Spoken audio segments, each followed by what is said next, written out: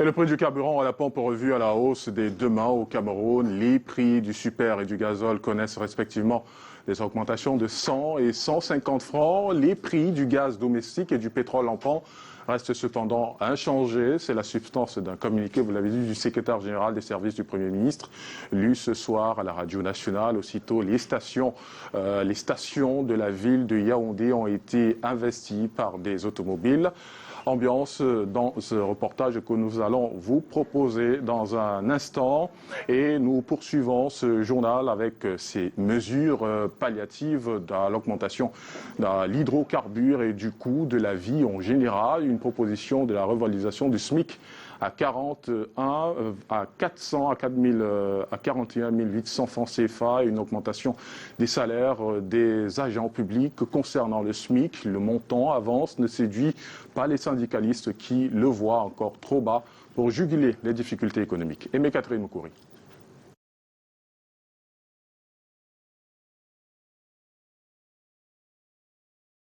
Nous aurons certainement au cours de cette édition et nous recevons sur ce plateau Monique Naoussi Fosso qui est dans le service économique de Canada International. Bonsoir. Monique Naoussi Fosso, une analyse sur cette décision qui vient de tomber sur l'augmentation du prix du carburant. Bonsoir Alain Ghislain Kanga. Il faut signaler que pour ceux qui ont suivi la dernière adresse du chef de l'État à la nation le 31 janvier, le 31 décembre dernier, il avait émis des signaux à savoir que le budget du Cameroun ne pouvait plus supporter la subvention des produits pétroliers raffinés vendus à la pompe. 700 milliards de francs CFA. Il évoquait d'ailleurs le contexte conjoncturel, économique, mondial.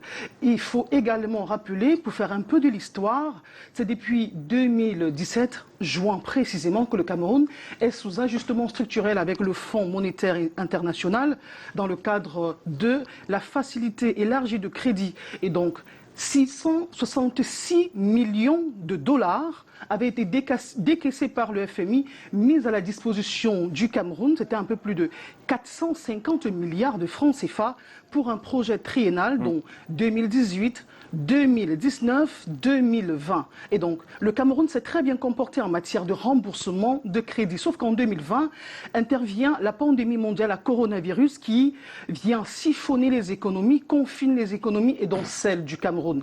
Et donc, pour permettre à une économie comme celle du Cameroun à riposter face à cette crise mondiale, 180 milliards de francs CFA, les 180 milliards de francs CFA de Covid, un problème que vous connaissez, sont à nouveau décaissés pour permettre à l'État de respirer un tout petit peu.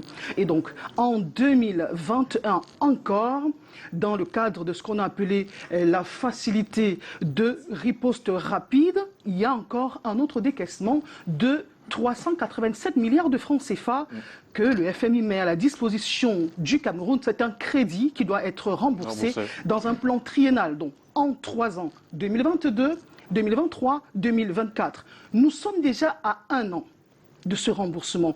Il faut que le Cameroun soit liquide. Or, d'un côté, on a le stock de la dette qui ne fait qu'augmenter. On a près de 13 000 milliards de stock de la dette. De l'autre côté, on a la crise russo-ukrainienne qui a des impacts sur l'économie camerounaise. Et donc, le FMI est inquiète et dit, bah, tiens, le Cameroun subventionne les produits pétroliers à la pompe, 700 milliards de francs CFA.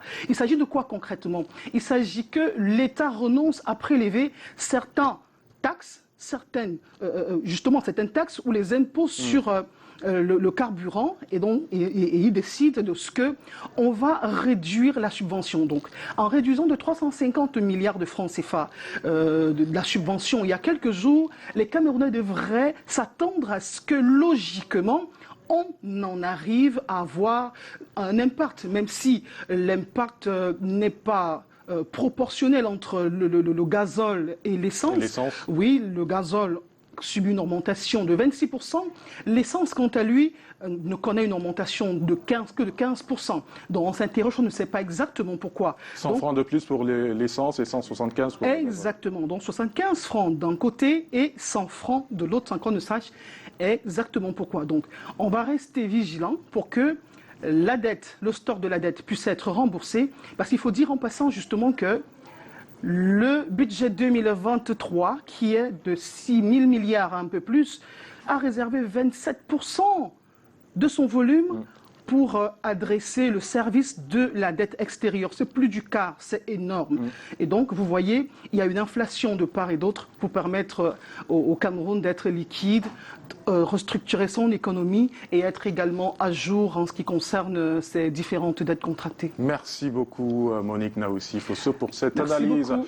Et je vous le disais il y a un instant que le prix du carburant à la pompe, vous l'avez suivi d'ailleurs de l'analyse de Monique Naoussi, a été revu à la hausse demain au Cameroun, et le prix du super et du gasoil connaissent respectivement des augmentations, et les stations de la ville de Yaoundé ont été investies par des automobilistes. Ambiance dans ce reportage de Daniel Anissé.